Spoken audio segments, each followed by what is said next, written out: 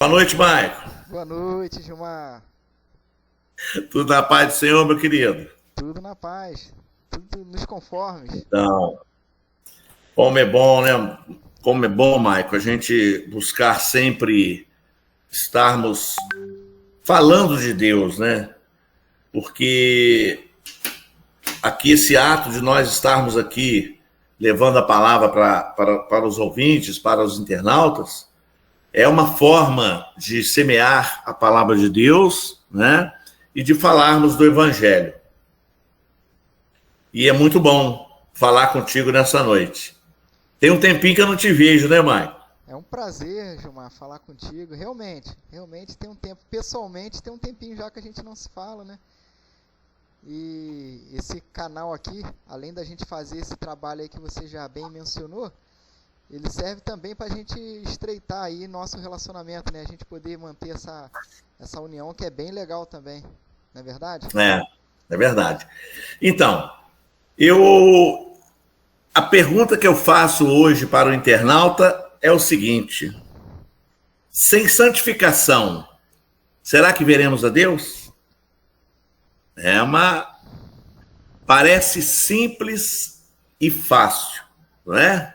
Não, não, sem santificação não veremos a Deus. Se não veremos a Deus, então o que devemos fazer? Esta é a pergunta. E cada um de nós, por mais que nós já conheçamos a palavra de Deus, é preciso de meditarmos dia a dia sobre a santificação. Porque realmente é na santificação, só através dela, que nós veremos a Deus. Sem ela é impossível. Não que não sejamos salvos. As pessoas confundem. Seremos salvos, mas a santificação ela te dá um galardão maior. Ela te dá uma posição melhor no reino de Deus. A santificação. Então, é importante buscar a santificação. Mas como buscar a santificação? Não é, Maicon? Essa é a questão, esse é o X da questão, né? Porque a palavra ela vai dizer, né? Sede santos, né? Como eu sou santo. E aí, a palavra santidade, se a gente for buscar um fundamento, uma origem aí, a gente vai chegar à conclusão que às vezes até soa um pouco distorcido, né? As pessoas vão pensar aí que santidade tem a ver com os santos, né? Esses santos comumente falados, né? É, enfim, de outras denominações que o pessoal fala, o santo tal, São Fulano, É, São Cicrano e vai por aí fora. Só que é, na verdade o santo a gente quer dizer aí que é o separado, né? É é. aquele que é reservado, que ele é separado, separado do pecado. Não que deixemos de ser pecadores, mas que sejamos santos. É. Ou seja, que busquemos a santidade, que busquemos essa separação para o Senhor. Por quê? Porque o Senhor, ele é santo. Então, Maicon, é justamente esse exemplo que você deu. Para ser santo, santo, é preciso de viver e buscar a santificação. A santificação é o caminho que te leva à santidade, que te leva na presença de Deus. Mas para que isso aconteça, necessariamente não é porque eu não busco a santificação diária que eu não vou ser salvo. Eu vou ser salvo. Mas a santificação diária, que é a busca constante, que é lutar contra o pecado, lutar contra as coisas deste mundo, que vai de encontro o caráter de Deus, sabe? Quando nós buscamos isto, negando a nossa própria vontade, o nosso próprio eu, é que nos santifica para estarmos na presença de Deus, né? Então, é buscarmos ter um caráter para ter dignidade diante do Senhor, porque o Senhor é santo, santo, santo, santo. Se nós não buscarmos essa santidade, jamais teremos um lugar, um galadão no céu. Sim. E essa questão da santidade, ela é o seguinte, ela é uma situação que, como eu já disse, você também está complementando aí, é uma situação que não é que a gente é aquele santo dos moldes clássicos que se diz.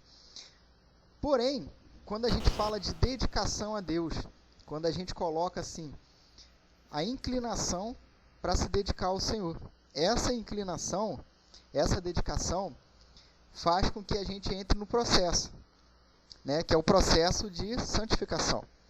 Então não é uma coisa assim que a gente dorme, aí amanhã a gente fala assim, agora eu sou santo, agora... Não é assim. Então quer dizer, a gente vai entrar num processo. Então esse processo é de se afastar do pecado e se aproximar de Deus. E aí, isso é bem possível. Por quê? Porque o Senhor, Ele nos criou. E o Senhor é santo. Então, isso é bem possível. É possível que nós nos aproximemos de Deus. Só que assim, para se aproximar do Senhor, a gente só se aproxima através da santidade. E nesse caso, como é que a gente faz? A gente se afasta das impurezas do pecado. Né? Exatamente. Então assim, no fundo, todo crente no Senhor Jesus, todo crente no Senhor, teoricamente, ele é santo. Por quê? Porque o nosso papel enquanto cristãos é nos afastarmos das coisas impuras, das coisas que são contra o caráter, os princípios do Senhor. Então, se assim a gente se esforça, se assim a gente busca o Senhor, a gente se dedica a Deus, eu acho que a palavra-chave aí, ela vai ser dedicação. Então, uma vez que a gente se dedica, vamos pegar um exemplo aí, né? No dia a dia. Às vezes, a pessoa ela tem um intuito aí de ser promovida no trabalho, né? Então, ela começa a se dedicar. Então, a motivação ali é crescer, né? A gente fala até muito assim, crescer junto com a empresa. São os termos que se usa, né, no dia a dia. Vestir a camisa, você me ajuda que eu te ajudo. E vai por aí afora nesses termos. Então, o que a pessoa faz? Ela se dedica. Ela acredita no projeto e ela se entrega de corpo e alma. Nisso que ela se dedica, os resultados começam a aparecer. Então a empresa percebe, poxa, realmente está me ajudando ali e tal. Então merece uma promoção, dito promoção, né? Se era aquilo que a pessoa está realmente buscando. Chega uma hora que vem esse reconhecimento, por quê? Por causa da dedicação. Então, no reino de Deus, no reino dos céus, a questão da santificação, como você disse, né? A gente tem que separar um pouco a questão de santificação e a questão de salvação, né? E eu acho até, Gilmar, que é um assunto, uma linha tênue, que eu acho que assim, no fundo acaba se misturando. Ela está entre... Tem que tomar cuidado, a gente tem que tomar cuidado também, porque não tem como separar muito não, vamos separar 1% só. Só para dizer assim, tem uma separação, mas teórica, uma separação teórica. Agora indo para a prática do cristão, eu acho que é muito complexo até separar as coisas. Separar a santidade da salvação. Inclusive, Maico, muitos crentes, ele pensa assim, eu não vou conseguir andar na santificação porque eu sou pecador. Só que a pessoa confunde que jamais ele vai deixar de ser pecador. Ele jamais vai deixar de ser pecador. O que nós buscamos é justamente isso, é nos afastar do pecado. E como que você afasta do pecado? Momento ou outro, nós caímos, porque a nossa carne, nós somos carne, sabe? E o pecado está em nós. Mas quando nós cremos em Deus, que batizamos, que buscamos a presença de Deus e que reconhecemos, sabe? O arrependimento, é aí que nós caminhamos na santificação. Não é porque deixamos de pecar. Então, se você olhar para você que é pecador, ele vai entender que jamais vai conseguir buscar essa santificação. Não, meu irmão, você vai conseguir sim. Porque quando nós pecamos, existe o Espírito Santo, aquele que crê em Deus, a primeira coisa que ele faz é tocar em nós dizendo, olha, você pecou. E automaticamente nós vamos arrepender. E arrependemos e pedimos perdão ao Pai. Porque o véu foi rasgado de alto a baixo, né? Ele rasgou a carne dele para que nós tivéssemos acesso a ele, Sim. sabe? E, Gilmar, outra coisa, por si só, nós não conseguimos. Não. Né? Porque, assim, É impossível. Eu vou até citar um versículo aqui, que é 1 Coríntios 6, capítulo 6, versículo 11, que diz assim, ó: assim foram alguns de vocês, mas vocês foram lavados, foram santificados, foram justificados no nome do Senhor Jesus Cristo e no Espírito de nosso Deus. Então, quer dizer, nós fomos justificados, nós fomos santificados. Então, uma vez que nós fomos santificados, existe essa possibilidade, não só existe, como isso já aconteceu, né? Então, assim, nós podemos sim viver em santidade. E essa santidade, ela vem dessa raiz, dessa origem. Nós fomos justificados e santificados pelo Senhor Jesus Cristo. Então, dessa maneira, a gente tem condição de ser santo. Então, não é com o nosso esforço, não é com a nossa capacidade. Eu vou me esforçar bastante que eu vou conseguir ser santo. Não, não é assim. Inclusive, falando em esforço próprio, um assunto que a gente, infelizmente, a gente tem visto que tem ficado muito em paralelo. O cristão ultimamente não se fala muito disso, é o jejum. Né? Por quê? Porque o jejum ele é uma arma espiritual.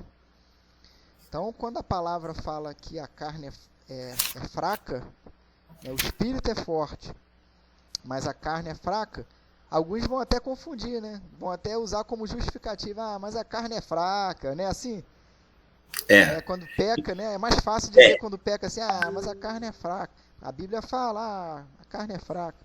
Então, essa questão da carne,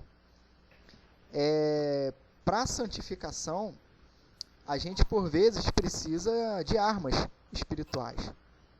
E aí o jejum entra na jogada. Porque a gente fortalece a nossa carne, que na verdade são os nossos sentimentos junto com o nosso corpo, né?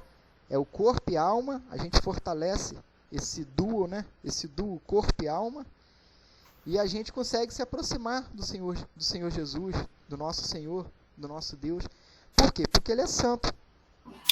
Então não adianta a gente querer se aproximar de qualquer maneira. Eu vou aqui levar uma vida toda torta, mas eu tô perto de Deus. Rapaz, não tá não, hein? Ô, Maico. Não tá não. Ô, Maico, inclusive aqui esse assunto seria o 24º aqui. Será que eu preciso fazer jejum? Aqui, deixa eu falar outra coisa. Essa lista tá bom, hein? Aqui, afasta um pouquinho do microfone que tá dando eco. Só um pouquinho. Opa. Melhorou? Aí, melhorou. Chique. Aqui, deixa eu falar uma coisa para você. O jejum é importantíssimo, o jejum. Uhum. O jejum é um pouco da amortização da carne, né? Da vontade. Isso. E é isso que nós precisamos fazer, né? Dedicar a Ele, ao Pai, esse jejum. Ele é importantíssimo para buscarmos mais a presença de Deus. Porque, na verdade, o jejum é você negar as suas vontades, né? É você sacrificar a carne, nesse sentido, para aproximar de Deus. Mas a santificação, mãe, muitos acham que porque Jesus Cristo morreu por nós e fez tudo por nós na cruz, que nós não precisamos trabalhar hoje para atingirmos a santidade amanhã, no futuro, para a eternidade. É errado. O crente que pensa assim está errado. Nós precisamos sim trabalhar afastando de nós a vontade de pecar, a vontade de errar, a vontade de nos afastar de Deus. Porque quando nós não lutamos contra isso, no sentido de esforçarmos para andarmos na vontade de Deus e fazermos e praticarmos a vontade de Deus, automaticamente nós vamos afastando da presença de Deus. Porque a carne ela é fraca, ela é fraca, né? É preciso lutarmos nesse sentido, espiritualmente, através do jejum, através de ler a palavra, através de reconhecer o nosso arrependimento quando erramos e pecamos, quando atingimos alguém. Então, tudo isto faz parte de santificarmos, de buscar a santificação. Quando procuramos afastar de todas essas coisas que nos afastam de Deus. Porque se a nossa meta é buscarmos ser santo, e só santo que veremos a Deus, porque nós não teremos pureza nunca por nós mesmos, é lutarmos, buscando a cada dia a presença de Deus. E aí, Gilmar, é igual você disse, lutarmos, né? E aí tem um versículo aqui que ele fala de luta. Efésios capítulo 6, versículo 12. Pois a nossa luta não é contra seres humanos, mas contra os poderes e autoridades, contra os dominadores deste mundo de trevas, contra as forças espirituais do mal nas regiões celestiais. Exatamente. Então, é uma luta que não é uma luta corporal, uma luta que a gente vai com armas, que a gente vai com escudo, não. É uma luta espiritual. E quer dizer, nessa luta espiritual, a gente está lutando contra as forças espirituais do mal. É verdade. Verdade. Eu vou te dar um exemplo, por exemplo.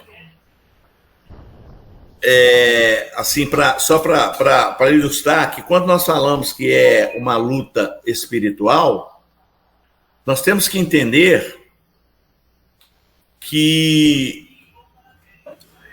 a questão física e a ação nossa, a prática nossa, ela nos leva ou a atingir bons objetivos espirituais ou atingir maus objetivos espirituais, sabe? É através da nossa conduta. Por exemplo, vou te dar um exemplo. Se eu sou casado, um exemplo, eu sou casado, eu começo a olhar para a mulher do vizinho, começo a desejar a mulher do vizinho. Opa! Eu já estou buscando algo que não agrada a Deus. Automaticamente, a minha vida espiritual vai ser afetada. Sim. Ela vai ser afetada. Então, o que eu tenho que fazer? É este trabalho de esforço que a gente faz e fala que tem que ser feito? É esse. Afastar da aparência do mal. Não é porque a pessoa é má, é porque aquela ação vai me levar a um pecado e vai me deixar diante de Deus mal, vai me afastar da presença de Deus. Então, é nesse sentido. É preciso de algo físico que nos leva espiritualmente para perto de Deus ou vai nos levar, nos afastar da presença de Deus. Sim. E quando a palavra ela fala que essa luta, né, ela ocorre nas regiões celestiais, é importante ficar claro o que é isso. Né, como eu li lá em Efésios 6,12, você que está nos ouvindo aí, né, depois você acompanha lá, lê direitinho, o que seriam essas regiões celestiais? É um mundo espiritual. Então, assim, o mundo espiritual, ele pode estar invisível aos nossos olhos, mas ele existe. Ele está acontecendo o tempo todo. Então, o inimigo, ele está ao derredor. Então, a palavra ela vai dizer, ela vai nos garantir, aquele que é fiel, aquele que busca o Senhor, os anjos do Senhor, eles acampam ao redor. Por outro lado, nessas regiões celestiais, nós temos o derredor, que é logo após. E ali o tempo inteiro a gente não está vendo essas batalhas, a gente não está vendo o que está acontecendo nas regiões celestiais. E aí que é importante a gente estar atento, eu, você, Gilmar, quem está acompanhando aí esse nosso bate-papo, estarmos atentos que as regiões celestiais não adianta querer lutar com armas comuns. Não adianta querer lutar com armas convencionais. Não adianta. E aí, são a tal da brecha. É a tal da brecha. O que é a brecha? A brecha é quando o inimigo ele se aproveita de uma fragilidade e ele atua, ele entra em ação nessa fragilidade, né? E aí, ô Gilmar, isso tem tudo a ver com a santificação. Por que tem a ver com a santificação? Se dermos brecha, se dermos espaço, o que ele vai fazer? Ele vai pegar e vai atacar os dardos inflamados. Então, assim, ele tem poder de chegar ao redor? Não, mas ele acha a brecha. O que é a brecha? É um buraco. E é ali naquele buraco ele mira. E isso é uma questão, assim, até da gente usar a nossa imaginação para entender um pouco esse cenário. Usar a nossa imaginação para realmente enxergar essa cena. Porque o mundo espiritual ele é invisível. Mas basta a gente imaginar como é que seria isso. Imagina um buraco aberto assim, ó, cercado por um paredão de anjos protegendo. E de repente um buraco aberto. É aquela brecha ali que o inimigo vai pegar e vai lançar os dardos inflamados dele. E às vezes, Gilmar, é no secreto. Às vezes é aquele pecadinho de estimação, que eu digo, né, que é de estimação, que é aquele pecado que ninguém vê nunca. Aquele que ninguém vê nunca. E esse é o de estimação. Mas olha só, os olhos do Senhor, eles estão em todos os lugares, eles estão sempre vendo o que está acontecendo, né? Por quê? Porque o nosso Deus ele é onipresente. E aí, o que acontece? O temor ao Senhor, ele entra exatamente quando a gente se atenta a essas questões. Poxa, ninguém está olhando, mas quem que está olhando? O próprio Deus está olhando. E aí, o temor ao Senhor é o quê? É esse respeito da gente falar assim, não, ninguém está olhando, mas o Senhor está vendo. Por quê? Porque o pecadinho de estimação, aquele que você faz em secreto, quando eu falo em você, é no sentido, né, da linguagem mesmo que a gente está colocando, na dinâmica da linguagem, mas é modo de expressão. Então, esse pecadinho em secreto, que por vezes a gente mima, a gente trata ele como um bebelô, como um amiguinho, ninguém sabe, ninguém está vendo, aquilo ali, ele é uma brecha. Ele é aquele momento que abre aquela parede, e aí o inimigo pega e solta os dardos inflamados. E aí, às vezes, a gente não sabe nem porquê. Às vezes, a gente não sabe nem, às vezes, o porquê da tristeza, às vezes, o porquê de alguma coisa que está dando errado. Por quê? A gente está se afastando do Senhor. Aí você fala, pô, mas como que eu estou me afastando do Senhor? Ora, não é isso que a gente está falando até agora, que o Senhor é santo, né? Então, é um caso, assim, para a gente vigiar. Então, nessa luta espiritual, a vigilância. Por isso que eu citei o jejum, né? Porque o jejum ele é uma arma também espiritual. Né? Então, ele mata a carne, ele mata a vontade da carne. Ô Maico, e dentro do que você falou é o seguinte, o diabo, o capeta, o chifrudo, ele não tem poder maior do que o de Deus, porque o Senhor é o Senhor, né, de todas as coisas. Mas olha só, ele é astuto. Ele não sabe o que você está pensando, mas na medida em que você falar ou olhar, ele está de olho em você, ele sabe o que você quer. Posso abrir um parênteses rapidinho, sem te interromper? Não perde a linha de raciocínio, não. Tem gente que acha que ele não tem poder, não. Tem poder. Eu acho que tem poder. Ele tem poder, sim. Só que é o seguinte, a gente não está aqui para valorizar, para exaltar o diabo, não. Não, o Senhor do exército, o grande eu sou, ele tem todo o poder. Olha a diferença de quem tem poder e de quem tem todo o poder. Exatamente. Todo joelho se dobra, toda língua confessa, quer dizer, a gente está falando do grande eu sou, do eterno. Então, desculpa até te interromper, porque tem gente que fala, não tem problema não. Poder, não, tem bom. Calma, cuidado. É bom. Não subestime. É bom acrescentar. Entendeu, Maico? Então, o que acontece? O diabo, ele sabe quando você... Lembra que eu contei esse caso de uma mulher casada? E quando você demonstra isso, ele está de olho em você. Ele quer te derrotar, ele quer te derrubar. Sabe? Ele tem que te ganhar. Então, ele começa a movimentar para que aquilo cresça dentro da sua mente. E oportunidade, sabe? Né? Ele vai te alimentando.